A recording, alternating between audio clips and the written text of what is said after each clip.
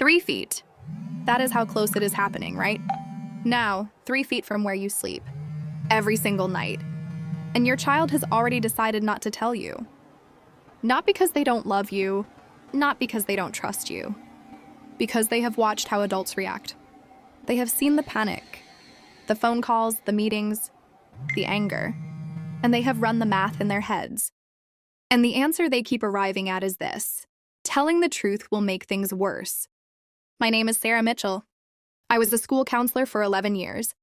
I sat across from hundreds of kids, honor roll students, team captains, kids who brought their teachers, handmade cards, and I watched them carry weight that no child should have to carry alone. I learned things inside those four walls that I was not always allowed to say out loud. But today I am going to tell you everything. Because the building you drive past every morning, the one with the flag out front, the marquee sign with the Spirit Week theme, that is not where the damage is happening. The damage is happening in the group chat you don't know exists. It is happening in the silent lunch table. It is happening at 2 a.m. in their bedroom, while the glow of a screen lights their face and you are asleep 3 feet away. Completely unaware, stay with me. Because what I am about to share with you is not what most parenting content will tell you. And if it reaches even one family before it is too late, then it will be worth every single word. Welcome to Silent Boundary.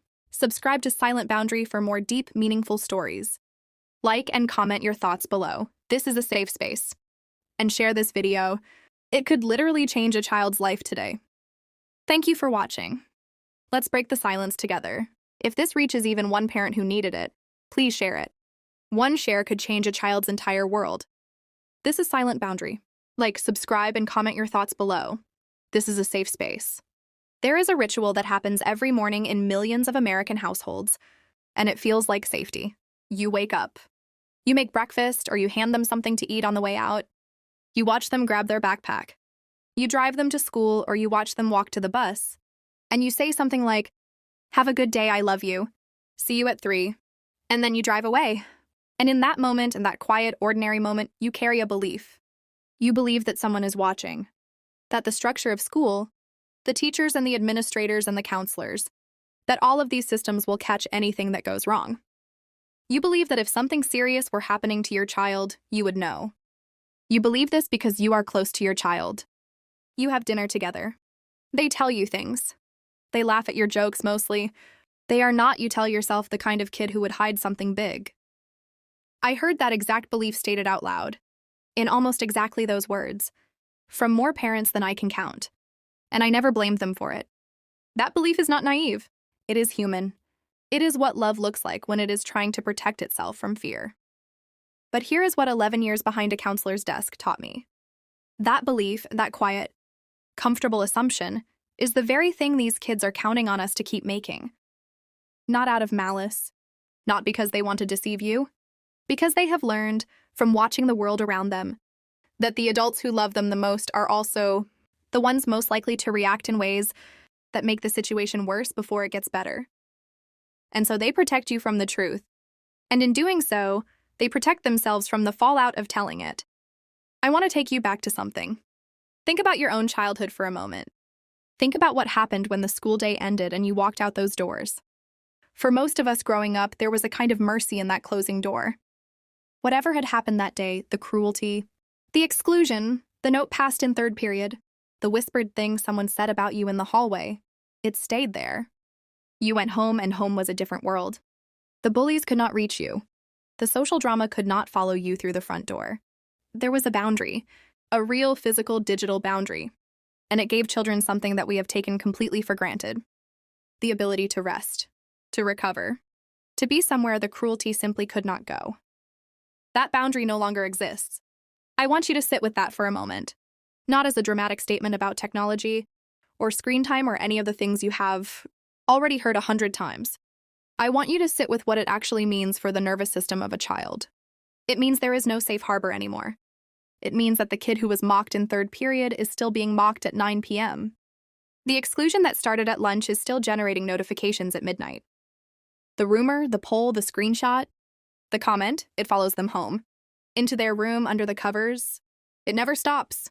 And they are navigating that entirely alone. While their parents sleep peacefully, believing the school day ended at 3, I am going to tell you about something that psychologists call the online disinhibition effect. I know that sounds like an academic phrase you would scroll past, but I want you to understand it the way I had to understand it, through the faces of children who were on both ends of it. What it means in the plainest possible human terms is this: a child who would never walk up to another child in a hallway and say something devastating will type that same thing without hesitation, because the screen removes something. It removes the human reaction. When you hurt someone in person, you see it. You see their face change. You hear something shift in their voice. Your brain registers consequence. And something in you, however buried, responds to that. Online, that feedback is gone. There is no flinch to witness. There is no voice that breaks. There are just words on a screen, and in their place, something that registers in the adolescent brain as almost the opposite of consequence. There is engagement. There are reactions. There are views. And views to a teenager feel dangerously close to love. This is not a moral failure of this generation of children. I want to be very clear about that. The brains of teenagers are not fully developed, specifically the prefrontal cortex, the part responsible for understanding long-term consequences, for recognizing how our actions land on other people. That development does not complete until the mid-20s. We are asking children to navigate the most consequence-amplified communication technology ever invented at the exact developmental moment when they are least equipped to understand those consequences. And then we are surprised when things go wrong. Now here's the number I want you to hold in your mind. 1 in 5. Researchers consistently find that roughly 1 in 5 young people experience significant online harm at any given time. I want you to do something right now. Picture your child's 5 closest friends. Put their faces in your mind. The ones who come over for dinner, the ones you drive to soccer practice, the ones your kid has known since elementary school. Statistically, one of them is dealing with something serious right now, and they have not told a single adult. Not because help is not available, but because they have done the calculation that I told you about at the beginning of this video, and the answer they got was, help will cost me more than silence. That is the problem we are actually solving today. Not screens. Not social media as an abstract enemy. The problem is the silence. The calculation, the belief held by a child who needs support, that reaching out will only make things worse. I want to tell you about 2 students. Their names have been changed. But I want to say clearly I have watched versions of these. 2 kids walk through my office door more times than I can count. These are not edge cases. These are the middle of the bell curve. These are the kids you would never suspect. Ethan was 13. He was not what you would picture if someone said the word bully to you. He was genuinely funny. Quick, the kind of kid who could diffuse any tension with a perfectly timed joke. He was popular in the way middle school measures popularity, not by who liked him, but by how large his group chat was. His parents adored him. His teachers generally liked him, though they sometimes noted he was a bit much. They chalked it up to personality. What Ethan did online was different from who he was in person. Online, Ethan made the memes. Ethan ran the polls. Who is the most annoying person in homeroom? Who would you least want to sit next to at lunch? Ethan did not think of these as cruel. He genuinely did not register them as cruelty at all. In his mind, he was entertaining. He was keeping everyone engaged. He was the center of something. And here is what made it so dangerous. Everyone watching agreed with him. Because online cruelty, when it is packaged as humor, earns something above almost everything else. It earns engagement, reactions, shares, reposts, and to a 13-year-old, whose brain is primed to interpret social approval as survival, that engagement hits like a drug. Ethan had no idea what he was doing to the kids on the other side of those polls. Not because he lacked the capacity to care, but because he had never been given the opportunity to see their faces. He had never had to sit across from someone and watch the moment land. The screen had removed the part of cruelty that makes cruelty feel real. Ethan's parents, when they first came to speak with me, were genuinely disbelieving. Their son was kind at home. He helped with his little sister. He always said yes when asked to contribute to something. They had no framework for understanding that a child could be loving in one context and genuinely harmful in another. They said what almost every parent says, not our kid. He tells us everything. I am not sharing this to make you doubt your child. I am sharing it because this is not about character. It is about the environment these kids are being asked to operate in. Without the development to manage it, and without the adult guidance they need and are not asking for. Olivia was 14. And what was happening to Olivia was, in many ways, harder to explain to adults because there was nothing dramatic to point to. No one was sending her threatening messages. No one had posted a cruel photo.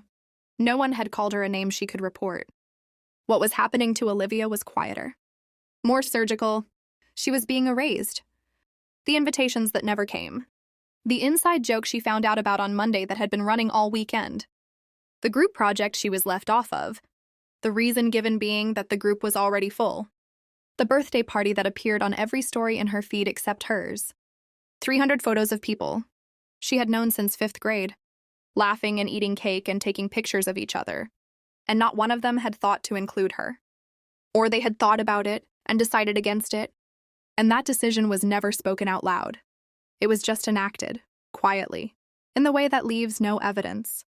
Researchers studying social exclusion have found something that I think every parent needs to hear.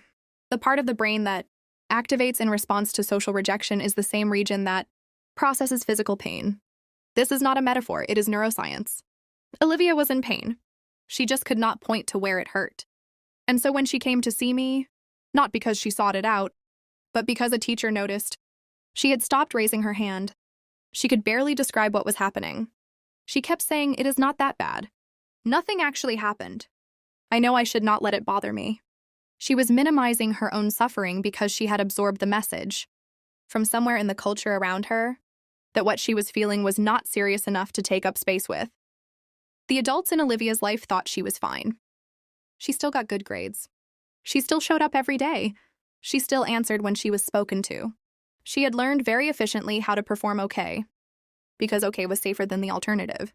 Here is where these two stories converge, and why I think about both of them nearly every week even now. About a month after I first met with Ethan for something unrelated to Olivia, and first met with Olivia for something unrelated to Ethan, I had both of them in my office. Not together, separately, for completely unrelated reasons. And I had two sets of parents sitting across from me, one pair after another, both of them saying the exact same words. I had no idea it had gotten this bad. I want to pause on those parents for a moment, because they were not bad parents. They were not checked out or uninvolved or indifferent to their children. They were the parents who showed up. They were the ones sitting in my office willing to hear hard things, willing to ask what they could do differently. And the painful truth is that some of what they had been doing, things that came from love, from fierce protective love, and had accidentally made it harder for their kids to come to them. Here's the pattern I watched play out over and over. A parent finds out that their child is being hurt. The protective instinct takes over completely and immediately, which is exactly what it is supposed to do. They call the school. They send an email to the principal. They call the other child's parents. They post in the neighborhood Facebook group asking if anyone else has noticed. They take the phone. They restrict the apps. They do everything a loving parent is supposed to do when they learn their child is in danger. And meanwhile, the child who finally lets something out watches everything explode. They watch the situation become a school investigation. They watch their name become the topic of conversations they were not in. They watch the kids who were already treating them badly now have a new reason to do so. And they make a decision very quietly, in the privacy of their own minds. Next time I handle this myself. That is not a dramatic conclusion. That is not an overreaction. From where that child sits, they told the truth and things got worse. Exactly like they predicted. The lesson has been taught. And no amount of love or good intention undoes the lesson that experience just wrote directly into their understanding of how the world works. I am not saying parents should not respond. I am not saying you should hear about your child being hurt and do nothing. What I am saying is that the how matters enormously. And most of us were never taught the how. We were given the instinct, protect your child, without the instruction for how to do that in a way that keeps the channel open. The phone is not the enemy. I want to say that clearly, because I think we have spent a decade in this culture at war with a device. And in doing so, we have missed the actual thing we are fighting. The silence is the enemy. The silence that grows every time a child decides that telling the truth costs more than bearing it alone. I want to give you something practical now, because I know what it feels like to watch a video like this and feel the dread pooling in your chest and think, okay, but what do I actually do? I hear that. Here are the things I know work, not because they are on a list somewhere, but because I watched them work in real families, in real conversations, in real offices over 11 years. The first thing is the simplest and also the hardest. And it starts with a single question. Most parents, when they suspect something might be wrong, ask a version of this. Is someone hurting you? Is everything okay? Is there something I should know about? These are questions that require a child to make a big decision in a small moment. They require a yes or a no, a disclosure or a denial. And kids, especially adolescents, almost always default to the answer that requires the least follow-up. Everything is fine. Try something different. Try asking, what has been hard lately? Not what is wrong. Not is someone hurting you. What has been hard? It is an open door. It assumes struggle without assuming crisis. It gives them language hard that does not carry the same weight as words, like bullying or hurt or problem. And it invites them to fill in the answer themselves at whatever depth they are ready for. Sometimes they will say, nothing really, and that is okay. But sometimes, and I watch this happen over and over, they will say something like, actually, there is this one thing, and that one thing is the door. The second thing I want to give you is this. Before you react, ask them what kind of support they need. This is the practice that changes everything. When your child tells you something difficult, before you pick up your phone to call the school, before you start problem solving, before you do anything except listen, ask them, do you want me to just listen right now? Or do you want help figuring out what to do? That one question communicates something that no lecture can communicate. It says, you have some control here. I'm not going to take this and run with it. You matter in this process. And for a kid who has been calculating whether telling you is safe, that message is the most important thing they could possibly hear. The third thing, and this may be the most counterintuitive of all, is to share your own imperfection. Not in a way that burdens them, but in a small, ordinary, offhand way. Tell them about the time you felt left out. Tell them about the friend who was unkind to you. Tell them about a moment you handled something badly, and what you wish you had done differently. Because what a child hears when you do this is not that you are flawed. What they hear is that you survived something like this. And that means there is a version of the story where they do too. I want to take some time here to walk you through what your child's social world actually looks like today. Because I think there is a significant gap between what most parents imagine and what is actually happening. And that gap is not about technology. It is about social architecture. It is about how cruelty and connection have both evolved in ways that adults who did not grow up in this ecosystem are not equipped to recognize on instinct. Most parents think of online harm in terms of what gets said. The message, the comment, the post. And those things are real and they matter.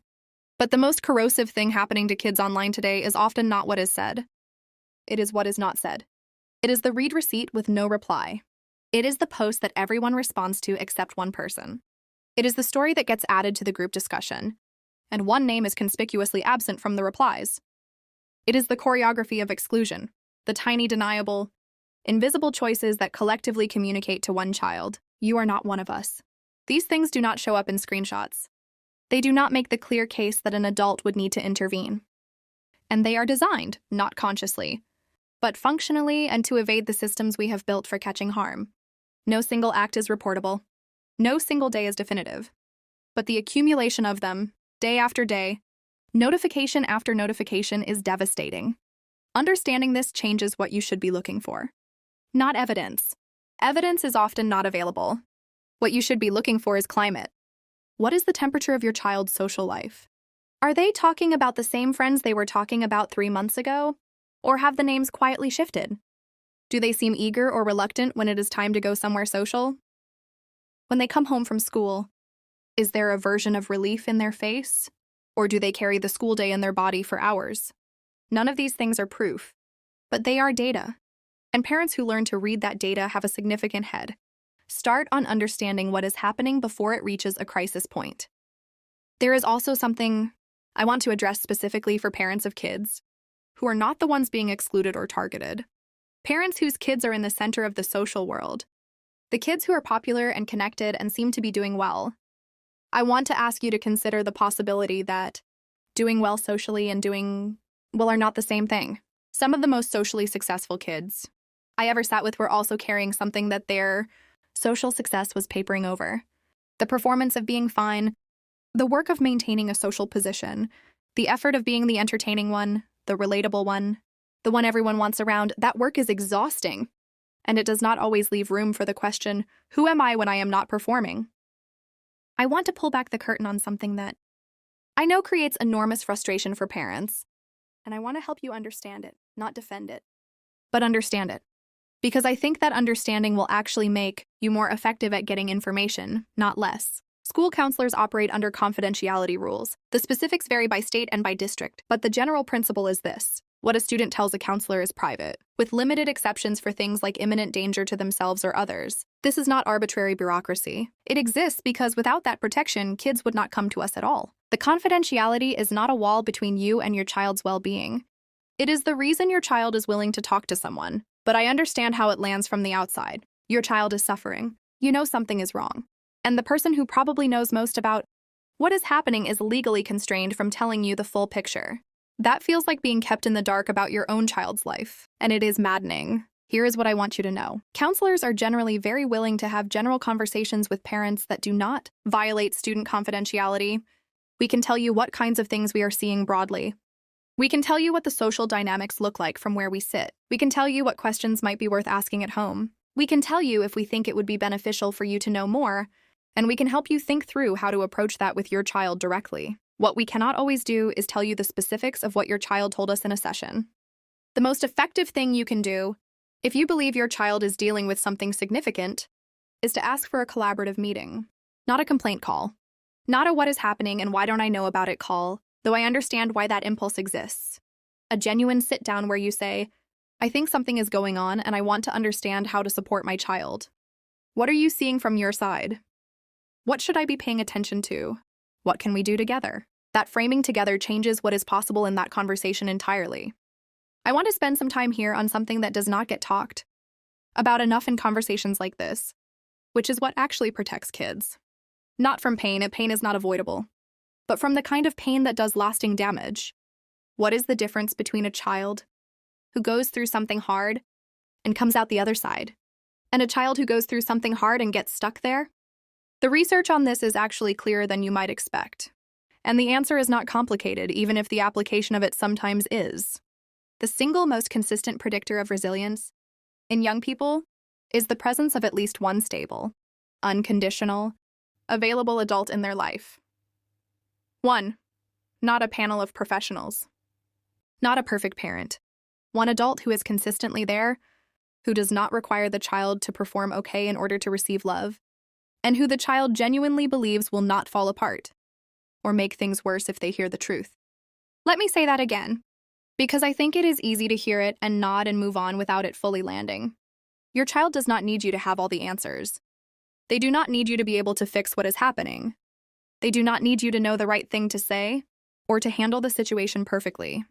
What they need, the thing that the data consistently shows makes the difference, is to believe that you can handle hearing it, that you will still be standing when they tell you, that you will not break and you will not make it worse, and you will not disappear into your own panic, that you will still be there next to them after the truth comes out. That belief, that bone-deep earned belief, is what I call the silent boundary. It is the line between your child and a world that is actively trying to define them before they even understand who they are. It is built slowly. It is built in ordinary moments. It is built every time you respond to something small without overreacting.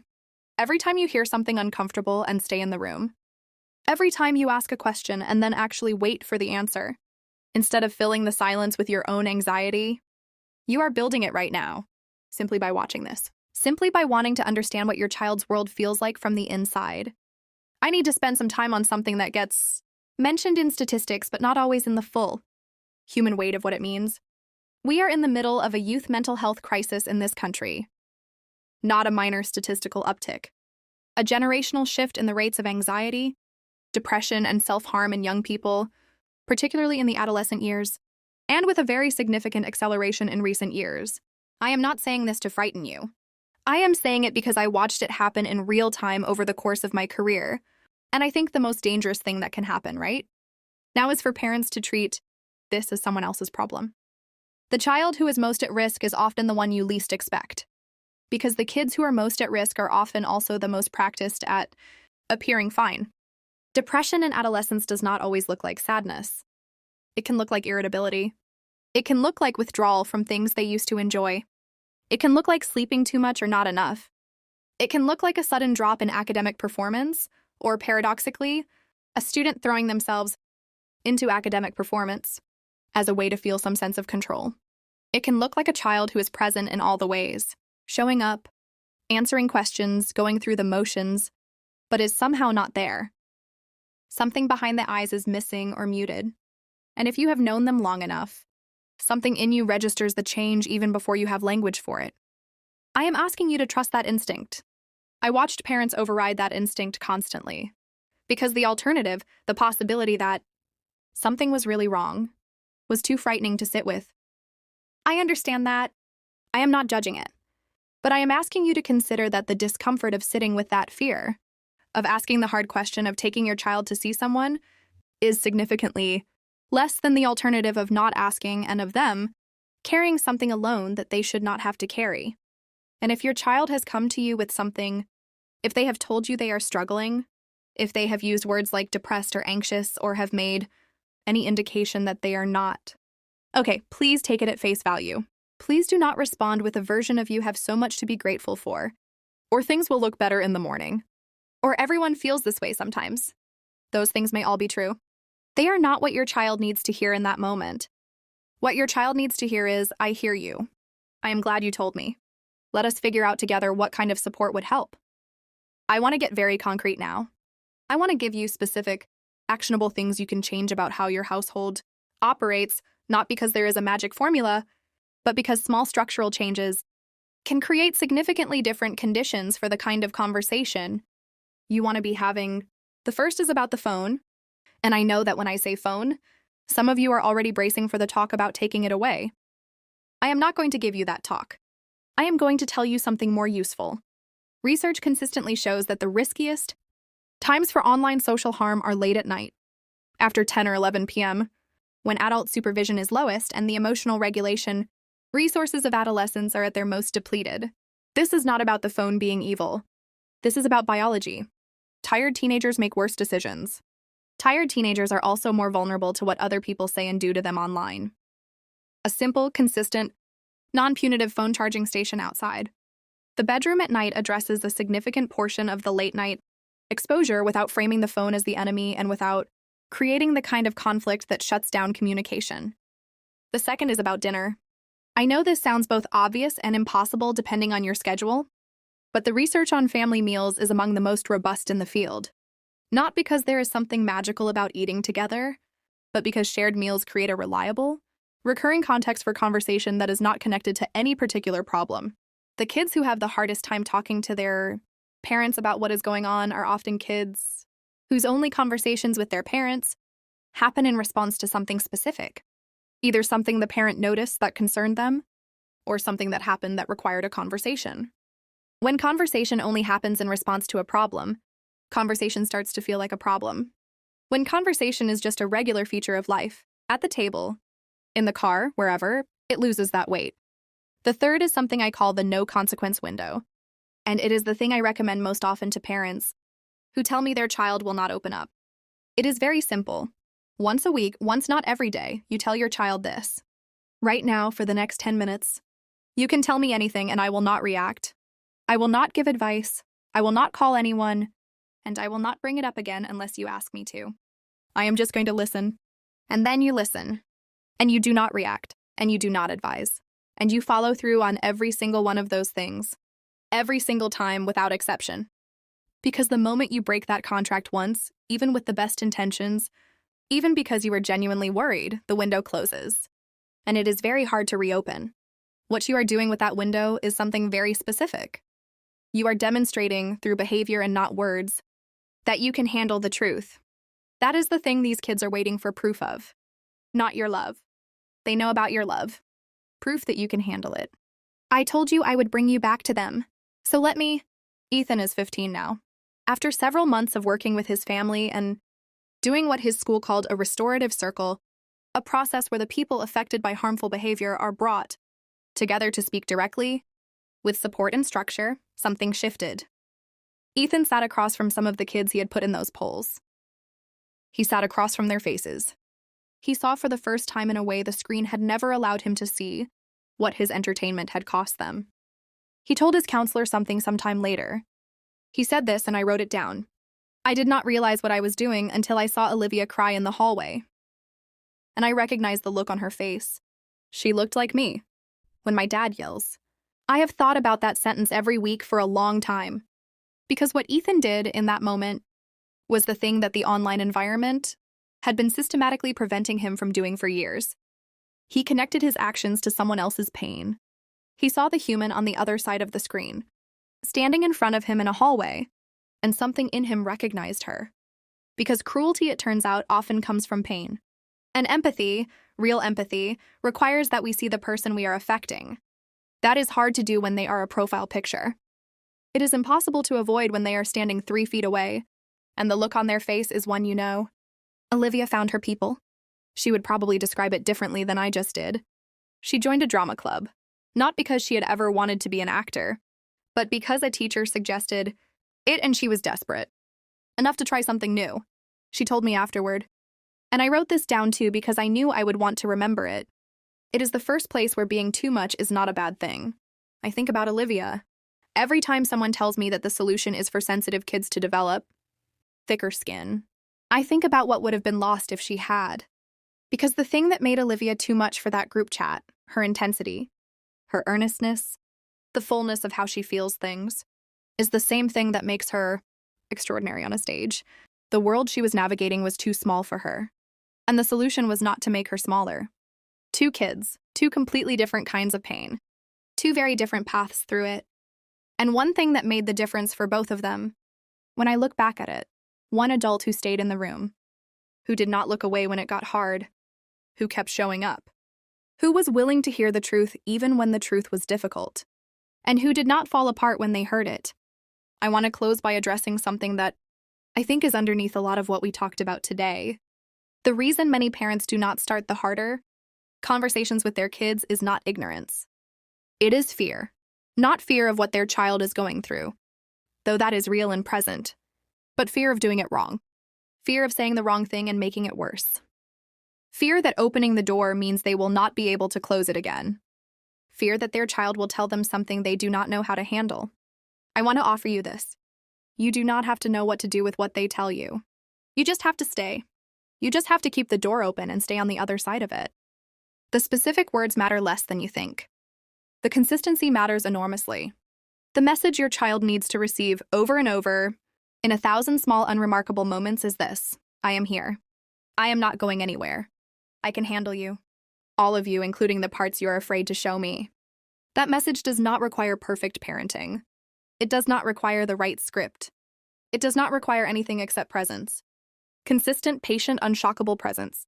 And here is what I know, after 11 years of sitting in rooms with families who were trying and families who were struggling and families who were somewhere in between. The fact that you are watching this means you are already the kind of parent your child needs, not a perfect parent. The kind who shows up, the kind who wants to understand, the kind who is willing to sit with the discomfort of not knowing so that their child does not have to sit with it alone. The silent boundary. It is not something you install. It is not an app. It is not a policy. It is what grows between a parent and a child when the child learns.